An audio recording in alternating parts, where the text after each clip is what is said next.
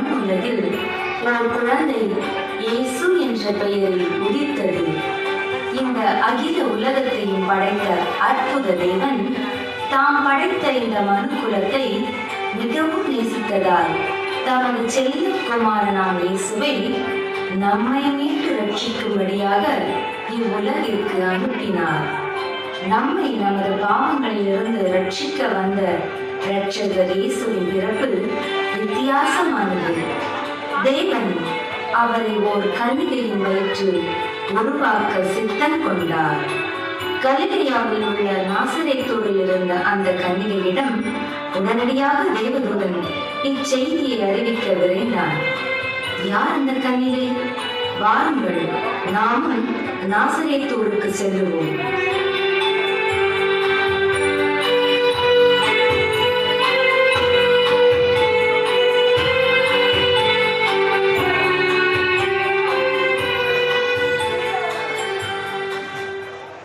கிருபை பெற்றவளே, நீ வாழ்க.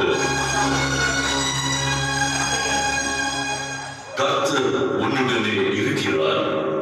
பெண்களுக்குள்ளே நீ ஆசீர்வதிக்கப்பட்டவள். இந்த வாழ்த்துதல் எப்படிப்பட்டதோ?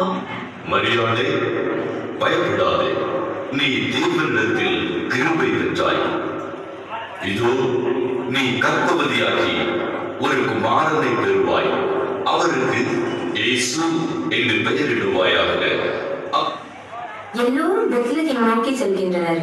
வாருங்கள், நாமும் அவர்களுடன் சென்று அந்த பாலகனை தரிசிப்போம்.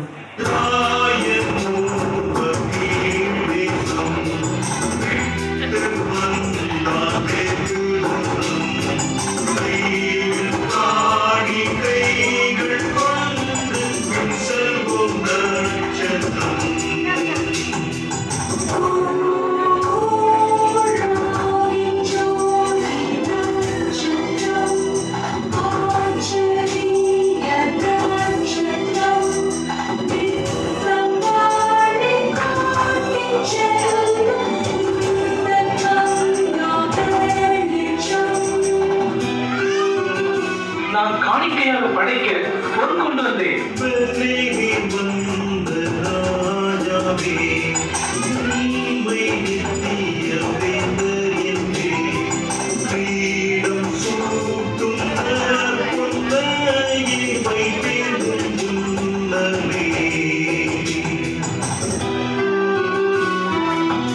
நான் தூப வர்க்கம் கொண்டு வந்தேன்.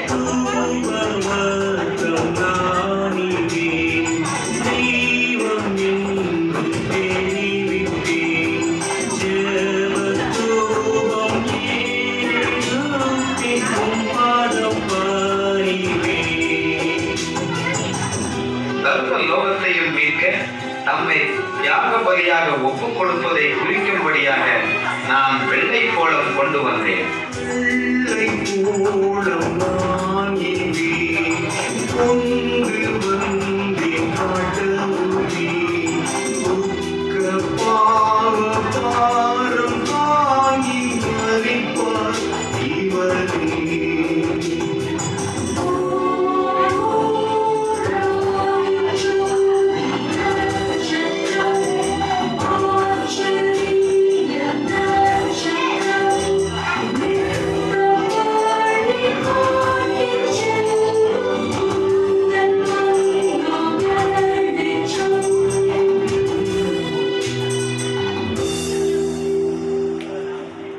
அன்பார்ந்தவர்களே, நம்மை ரட்சிக்க வந்த இந்த பாலகன் இன்று நமது உள்ளங்களில் பிறக்க விரும்புகிறார்.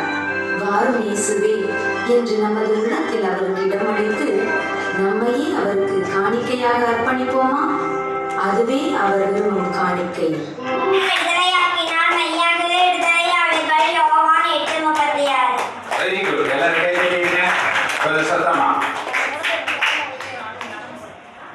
உன்னதமானவரின் மறைவில் இருக்கிறவன் சர்வ வல்லவரின் நிலையில் தங்குவான்.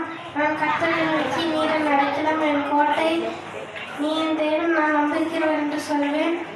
அவர் உன்னை வேடநடி கண்ணிக்கும் பாலாக்கும் கொள்ளை நோய்க்கும் தப்பிப்பார். அவர் தம் சிறகுகளாலே உன்னை மூடுவார். அவர் சட்டையின் கீழே அடைத்து போகுவார்.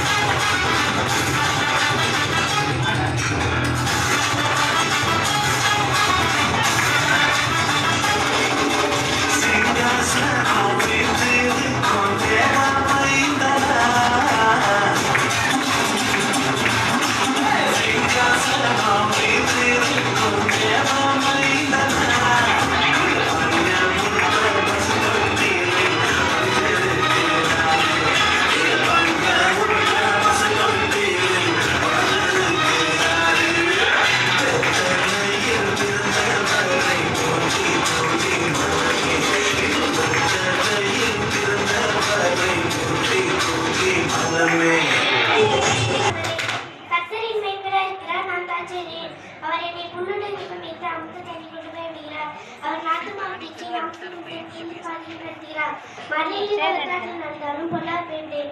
தேவரே நானும் கூட இருக்கிறேன். கோலும் உள்ளடி சத்துருவுக்காக ஒரு பண்டிகை அழைத்து வைத்து என் தலையை எண்ணெயால் அபிஷேகம் பண்ணுகிறேன். என் பாத்திரம் நிறைவேறுகிறது. ஜீவன் நாள் நாம் நன்மை கிருபை தோறும் கர்த்தருடைய வீட்டிலே நீடித்த நாட்களாக இருப்பேன். ஆமென்.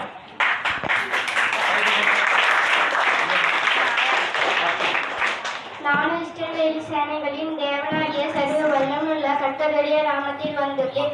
1 சாமுவேல் 17:35. கரங்களை தட்டி